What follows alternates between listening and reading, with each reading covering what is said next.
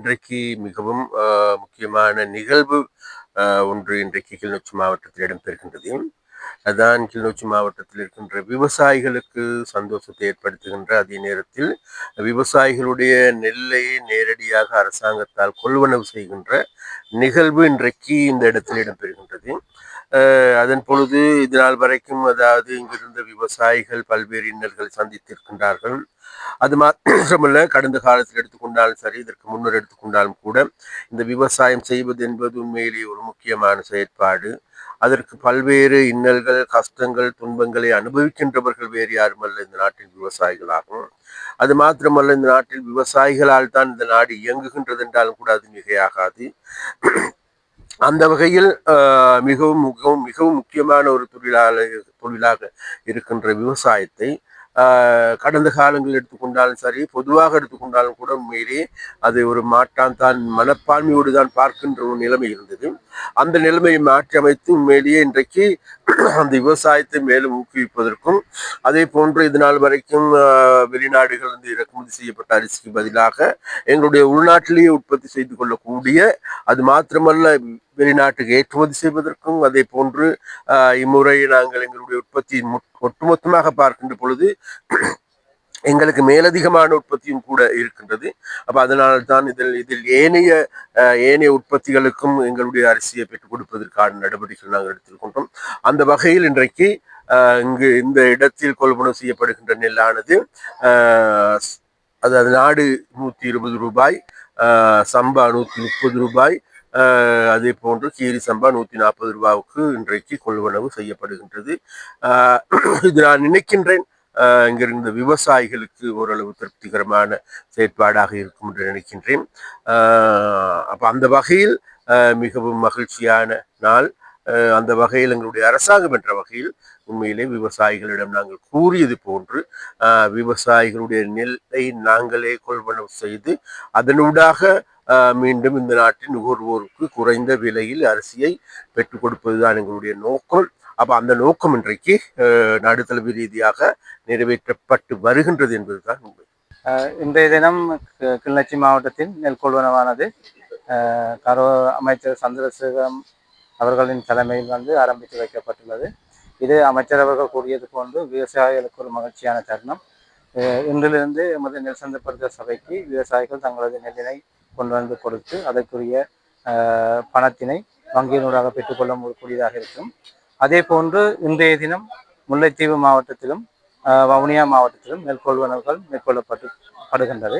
எனவே தொடர்ச்சியாக இந்த செயற்பாடு நடைபெறும் என்பதனையும் இந்த நிகழ்வில் குறிப்பிட்டுக் கொள்கிறோம். நாங்கள் ராமநாதபுரத்தில் வசிக்கிறோம், விவசாயம் தான் செய்கிறோம். இந்த பூவும் வெளியில் நெல் வந்து 5800 ரூபாயும் 6000 ரூபாய்க்கும் தான் கட்டி கொண்டிருக்கிறோம் பச்சை நெல். இப்போ அரசாங்கம் வந்து உரிய நேரத்தில் எங்களுக்கு 120 ரூபாய்க்கு சுத்த நாட்டை எடுத்துக்கொண்டிருக்கிறதால எங்களுக்கு ஓரளவு திருப்தியாக இருக்குது. எடுக்கிற கிலோ தான் கொஞ்சம் காணாத வழிய, மற்றும்படி இந்த அரசாங்கம் இந்த இப்போதைக்கு எடுக்கிற நிலைமைக்கு இப்போ விவசாயம் சரியான ஃபசலம் இருந்து சீராக தந்தபடியாகவும் இந்த முறை ஓரளவு பரவாயில்லை. அரசாங்கத்துக்கு தான் நன்றி சொல்லுவாங்க. இந்த முறை எங்களுக்கு என்ன இந்த வெளி வியாபாரிகளையும் ஓரளவு குறைஞ்சது 8000 ரூபாய்க்காவது இருக்க சொல்லி அரசாங்கம் உறுதிப்பட சொல்லுவாங்க. அதுதான் முக்கியம். கிளிநொச்சி மாவட்டத்தில் 2026ஆம் ஆண்டுக்கான சிறுபோக அறுவடை தொடங்கி இருந்தது. உண்மையாலேயே நெல் குடியேற்றத்தின் பின்பு அறுவடை தொடங்கப்பட்ட நேரத்திலேயே நெல் கொள்வனவு செய்யப்படுவது இதுவே முதல் தடவையாக இருக்கும்னு நினைக்கிறேன். ஏண்டா இதுவரைக்கும் நடந்த அறுவடையின் போது அறுவடை முடிந்து நெல் முழுவதும் தனியார்களால் குறைந்த விலையில் கொள்வனவு செய்து வெளி மாவட்டங்களுக்கு சென்ற பின்பே நெல் சந்தைப்படுத்தும் சபையால் நெல் அறுவடை இந்த கொள்வனவு மேற்கொள்ளப்படும். ஆனால் இந்த முறை வந்து நெல் அறுவடை இப்போதான் ஆரம்பித்த சமயத்தில் நெல் சந்தைப்படுத்தும் சபையின் முதலாவது நெல் கொள்வனவு என்று ஆரம்பிக்கப்பட்டுள்ளது. அது வகையில் நாங்கள் இந்த அரசாங்கத்துக்கு நன்றி கூற கடமைப்பட்டுள்ளோம். இது வந்து தொடர்ச்சியாக நடைபெற வேண்டும். களஞ்சியங்கள் பற்றாக்குறை இருந்த போதிலும் நெல் சந்தைப்படுத்தும் சபை களஞ்சியங்களை தேடி கண்டுபிடித்து தொடர்ச்சியாக இந்த நெல் கொள்வனை மேற்கொள்ள வேண்டும் என்று கேட்டுக்கொள்கிறேன்.